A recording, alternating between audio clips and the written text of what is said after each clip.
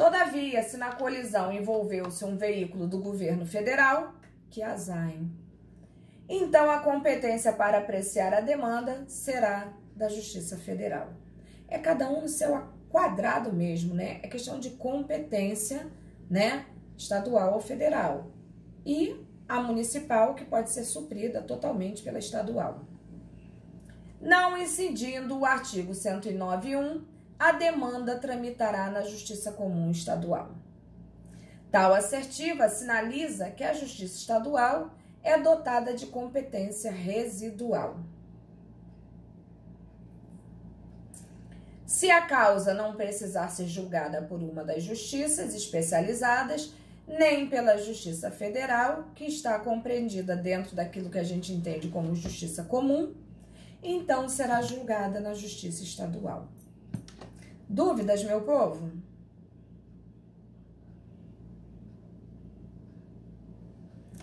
Larissa. Larissa, eu tô sentindo que você tá tensa. Valeu, Rayane. Tá mesmo, né, Larissa? Calma, gente. Muita calma nessa hora. É uma pena esse negócio de coronavírus, né? Uma pena, que senão a gente podia até fazer em conjuntinho, não é isso? Mas, como estamos na quarentena, né? E a gente tem que participar desse isolamento, nada de dupla, trio ou quarteto, né? Então, vamos acalmar o coração para que as coisas fluam da melhor maneira possível. E eu tenho muita certeza que vocês vão me surpreender positivamente, tá? E positivamente aqui, ó, porque vocês vão saber usar muito tranquilamente o conhecimento que vocês possuem. Acalme. Toda dica, toda cola que eu podia dar a vocês, eu dei. Então, acalme esse coração aí. E ainda darei. Vamos lá. Então, fica aí, ó, o exemplo, tá? Coloquei aí pra vocês, em negrito e caixa alta, né? Merecendo destaque ainda a existência dos juizados especiais, sendo instituídos para ampliar o acesso à justiça e propiciar maior informalidade e serenidade na abordagem de conflitos com valores mais reduzidos. Bom, acho que todo mundo, né, tem noção perfeita de como funcionam os juizados especiais, uma vez que faz parte, né, no nosso dia a dia e a gente utiliza bastante, né? Demandando causas menores, né, de menor complexidade e realmente buscando valores que devem ser considerados muito inferiores do que aqueles que nós buscaríamos na justiça comum, né? Então, a gente usa realmente o contato e a lei dos juizados especiais.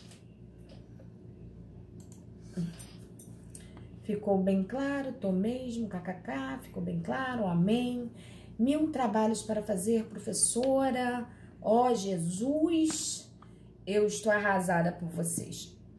Não tem complexidade nenhuma. Vocês são feras. Vocês são feras, tá? E semana que vem, inclusive, vocês vão ter mais tempo, né? Parece que tem um feriado rolando aí semana que vem. Então, vocês vão estar, inclusive, mais light. Fiquem calmos. Take it easy, né? Pede um tempinho e tudo funcionará. Bom, então continuando aí, ó. Na área estadual, há os juizados especiais cíveis estaduais, que, em regra, se utiliza da Lei 9.099, né? Que foi instituída no ano de 95, que são uma opção em relação à Justiça Comum Estadual. Professor, eu quero demandar, em vez de ser no juizado, eu posso demandar na Justiça Comum? Pode. Eu só acho que você vai perder tempo e vai gastar dinheiro desnecessariamente se o juizado resolve tão bem, né? E de forma tão tranquila, né? Mais rápida. Então, eu acho que realmente para desafogar o judiciário vale a pena. Então, vamos lá.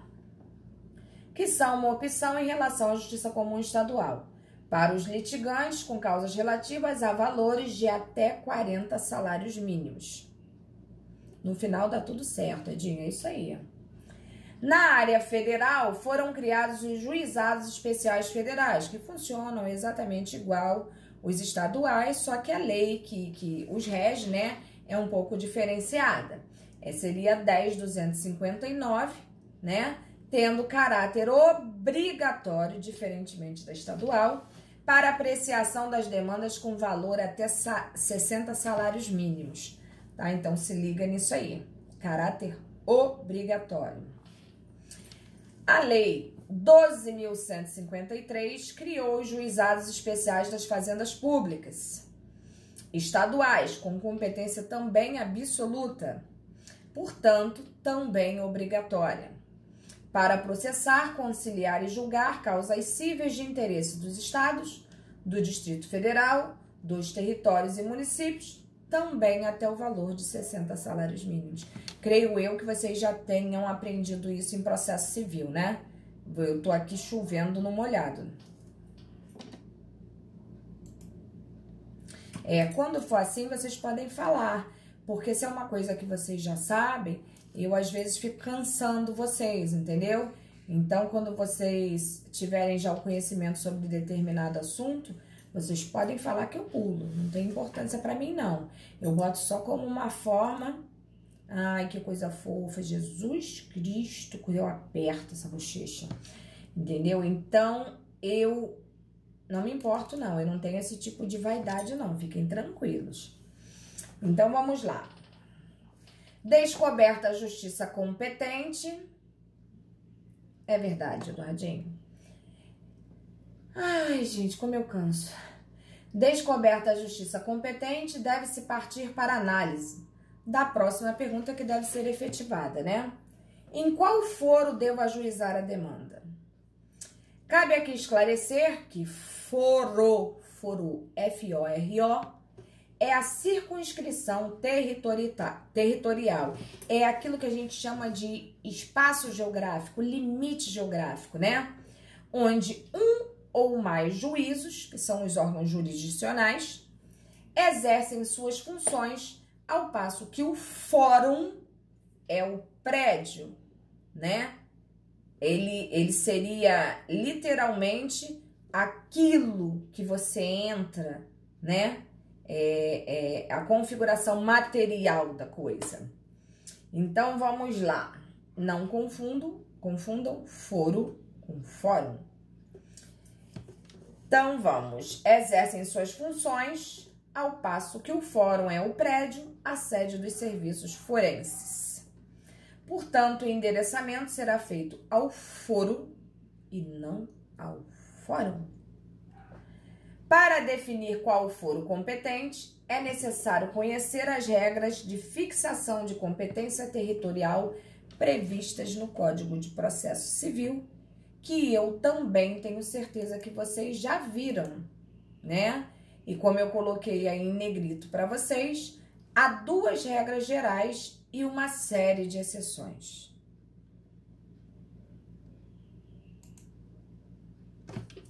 A primeira regra, que não deve ser esquecida por vocês, que eu tenho certeza que já está na veia de vocês, ela diz o seguinte: essa regra geral determina que em ações fundadas em direito pessoal ou em direito real sobre bens móveis, se liguem nisso, móveis, é competente o foro do domicílio do réu, artigo 46 do CPC, tá?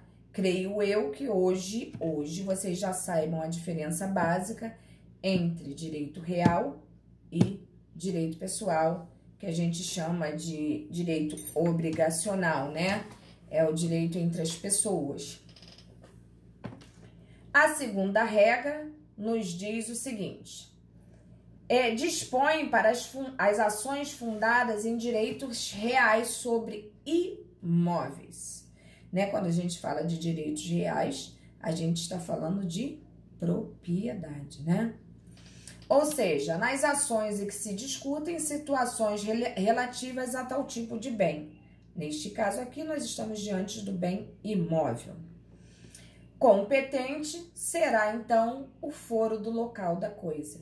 Então, se você mora em Santa Cruz e você vai discutir sobre o seu bem móvel, será o local do domicílio do réu. Agora, se você vai discutir sobre imóvel, a regra geral nos diz que é onde se certifica a localização do bem imóvel, tá? Então, por favor, não esqueçam mais isso. Além dessas duas regras, existem outras específicas. Isso tudo são dicas para vocês não errarem na petição de vocês. São importantes, sim. Demandas sobre inventário, partilha, arrecadação, o cumprimento de disposições de última vontade, a impugnação ou anulação de partilha extrajudicial e para todas as ações em que o espólio for o réu, ainda que o óbito tenha ocorrido no estrangeiro, tem como competente o foro do domicílio do autor da herança, tá? Artigo 48 do CPC. Se liguem nisso. Há ainda outras regras, havendo previsões sobre diversas demandas no artigo 53 do CPC, em seu inciso 5º. De tal dispositivo, prevê a competência para ações de reparação de danos sofridos em razão de delito ou acidente de veículos. E essa muito interessa a gente, uma vez que isso acontece todos os dias, né? E toda hora a gente vai estar demandando sobre esse assunto. Então, a gente tem que ter muito cuidado em relação a esse tipo de competência, uma vez que a gente vai estar, em regra, utilizando isso diariamente na nossa vida jurídica, né? E principalmente jurídico profissional. Então, vocês, por favor, não se façam de rogados. Muito obrigada. Não se façam de rogados quanto a este tipo de entendimento. Vocês continuam muito quietinhos aí. Eu já estou ficando assustada com vocês. Estou começando a ficar desesperada. Um chazinho. Eu acho que eu vou dar um Rivotril para vocês. Que tanto medo é esse, que tanto desespero. Jesus, Thiago, até tu? Pensei que você confiasse, Thiago. Entendeu? Pensei mesmo.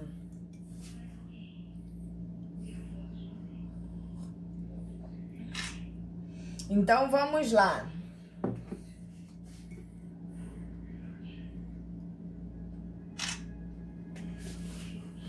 Caneca top, Larissa. Isso daqui, Larissa, é presente de pessoas iguais a vocês, ó. É muito fofo, ó. Professora, suas lições vou levar para a minha vida. Vocês não têm noção do que é um professor receber isso. Eu diria para vocês que isso é melhor do que muito dinheiro, pode acreditar. Eu não sei se é para todo mundo, mas para mim é de verdade. Eu tenho várias dadas por alunos, eu tenho coleção de caneca e eu sou apaixonada. Ganho muita caneca e ganho muito vinho, entendeu? Por que será, né? Por que será? Vamos lá, gente. Também gosta de caneca, Beatriz? Eu também, adoro. Não, nem direta não, Larissa. É porque eu gosto mesmo de vinho. Eu diria para você que se eu pudesse e tempo eu tivesse, eu beberia todos os dias pelo menos uma tacinha de vinho. Entendeu? Mas é porque às vezes a gente realmente pega tão de surpresa que a gente acaba ficando, né? Mas tá tudo tranquilo, entendeu? Na verdade, eu gosto de bebida, né? Mas a única coisa que eu não bebo realmente é cerveja. E essa não rola.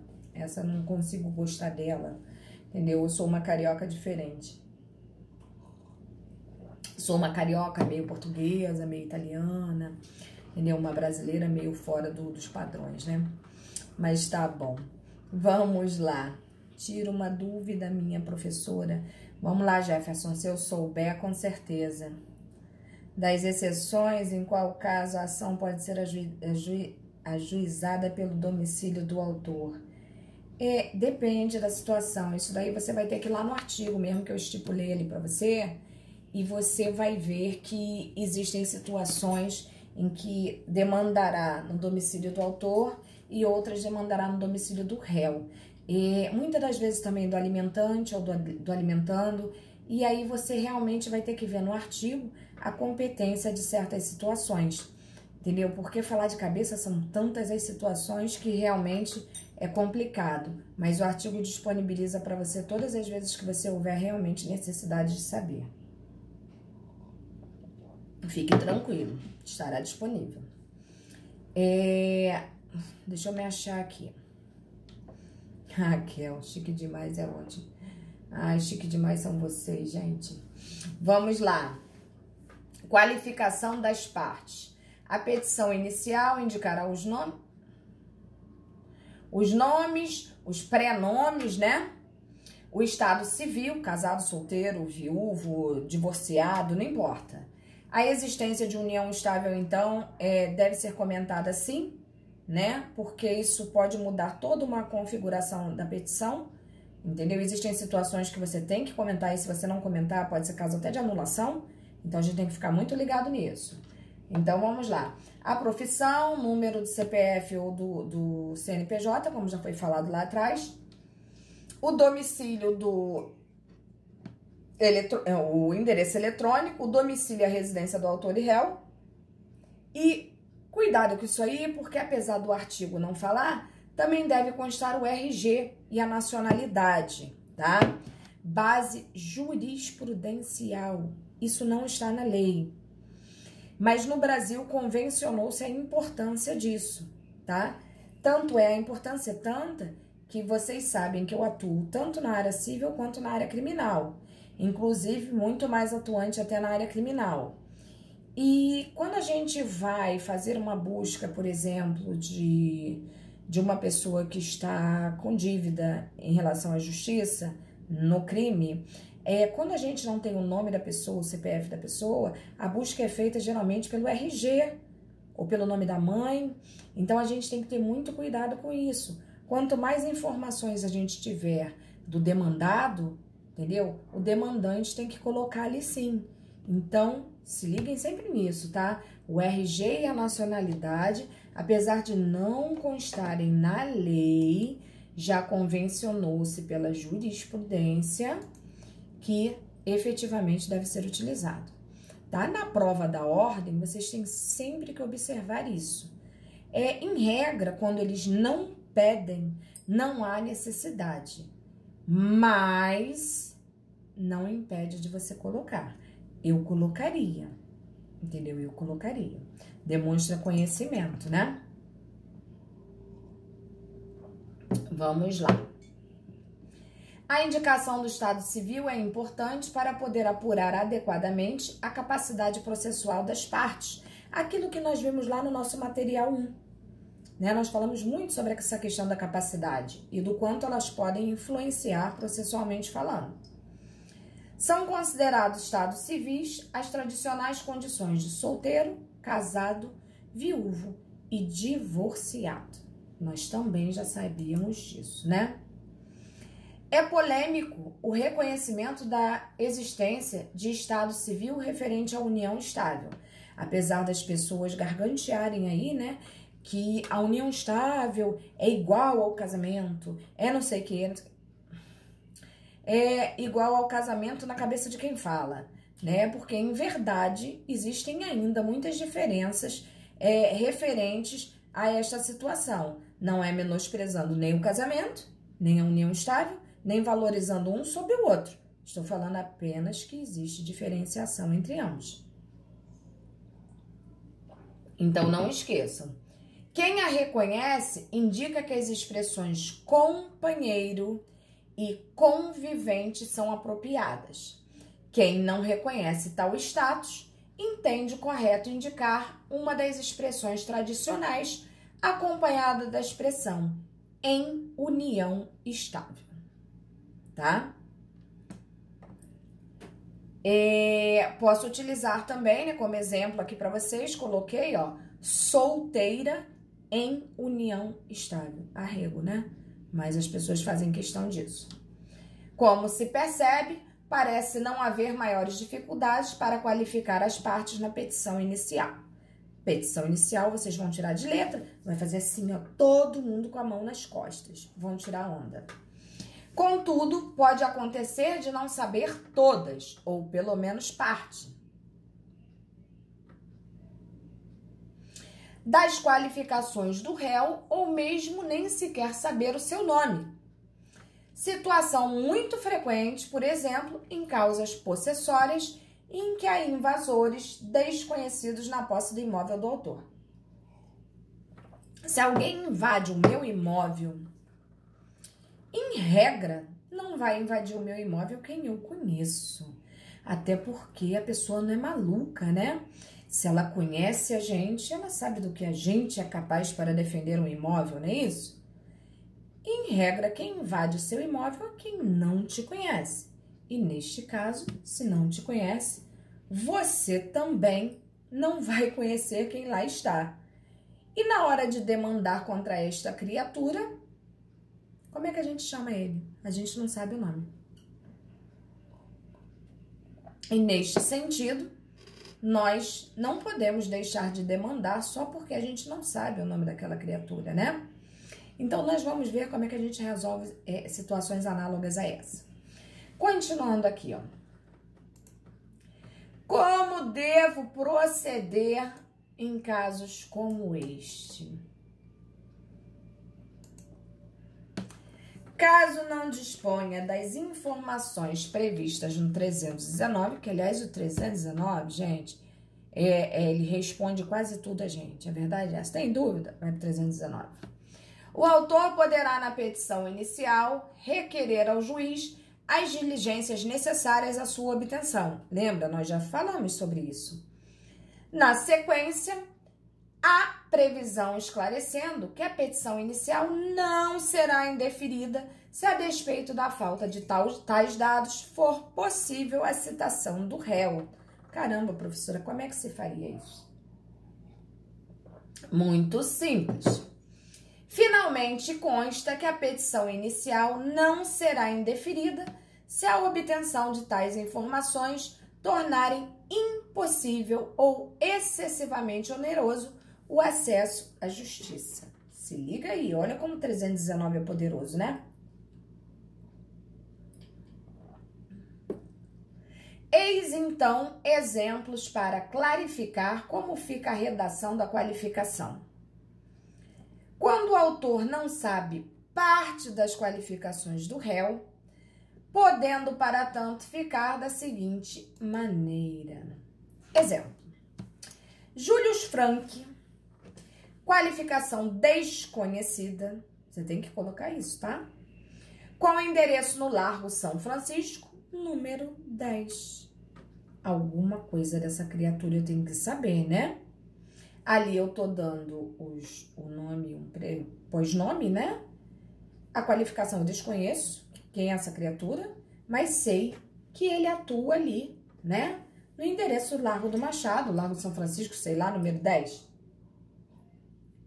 Então, eu já informei para o juiz aquilo que facilitará o encontro da criatura. Já para o caso em que não se sabe nem mesmo o nome da parte, o termo costumeiramente utilizado é fulano de tal. Acreditem, fulano de tal.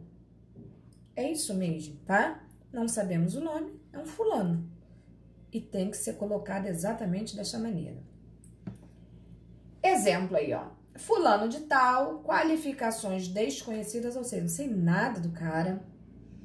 Com endereço residencial também desconhecido, mas que pode ser encontrado na rua São Bento, número 90, no estabelecimento comercial denominado Bar da Esquina, porque nós sabemos que ele trabalha lá. Pode? Pode. Existe constrangimento nisso? Nenhum. Ao final da petição, dentre os requerimentos, é interessante que conste postulação para o juiz determinar a realização de diligências para obtenção dos dados faltantes, esclarecendo que não deve ser considerada a falta suficientemente para indeferir a inicial. Caramba, não mesmo. Como é que o judiciário vai falar assim, ah, não vou resolver teu problema por causa disso, disso e disso? Vocês querem ver uma situação muito comum de acontecer tal fato? Em ações de alimentos. Existem criaturas tão peçonhentas, que elas botam no mundo 3, 4 filhos e depois somem como a fada Sininho. Sumiu. E aí fica ou a mãe ou o pai com os 4 filhos. E a outra parte interessante da história vai se divertir sem deixar endereço, sem deixar localização de espécie alguma. Não se sabe onde aquela criatura trabalha ou se trabalha. E aí eis a questão, como demandar, né, uma ação de alimentos contra uma criatura dessa que sumiu. E aí a gente pede ao juízo, mais especificamente ao juiz, né, que proceda de forma a suprir essa necessidade. E nestes casos, como é que procede o judiciário? Bom, primeiramente o juiz, em regra, ele faz o quê? Ele pede que se oficie os bancos, no caso o Banco Central, né, que responde pelos bancos, para saber se essa criatura tem conta bancária em algum lugar. Porque, entendo conta bancária, em regra, tem que constar o endereço, né, daquela criatura no banco, até para poder receber um extrato, por exemplo. Aí pede para fazer o levantamento eleitoral, pede para fazer o levantamento, às vezes, trabalhista, né, para ver se consta alguma coisa, algum endereço. Das empresas de telefone, de água e luz, porque o normal é que a pessoa tenha, ainda que minimamente, alguma coisa em seu nome. Cadastro de SPC e Serasa, que geralmente também existe o endereço da pessoa, entre outros órgãos que podem ser analisados para tentar se levantar de qualquer maneira, né, o posicionamento residencial desta criatura. E isso realmente a justiça tem feito. Eu não vou dizer de forma brilhante, mas ela não pode se escusar, tá?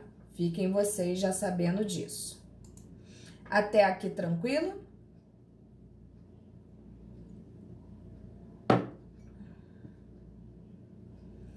Beleza. Bom.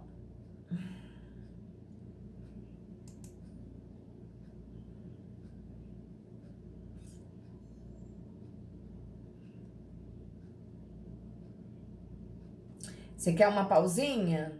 Então tá. Então vamos fazer uma pausinha agora, tá? Faltam 4 minutos para as 8, né? Então uma pausinha de 20 minutos, pode ser?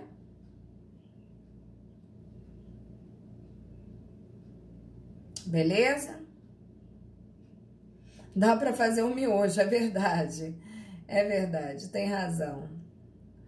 Beleza, gente. Então, vai dar agora 20 horas, né? 20 e 20, a gente volta, tranquilo? Vou deixar aqui logadinho, não sumam, porque nós vamos falar sobre nosso trabalhinho, tá? Beijo!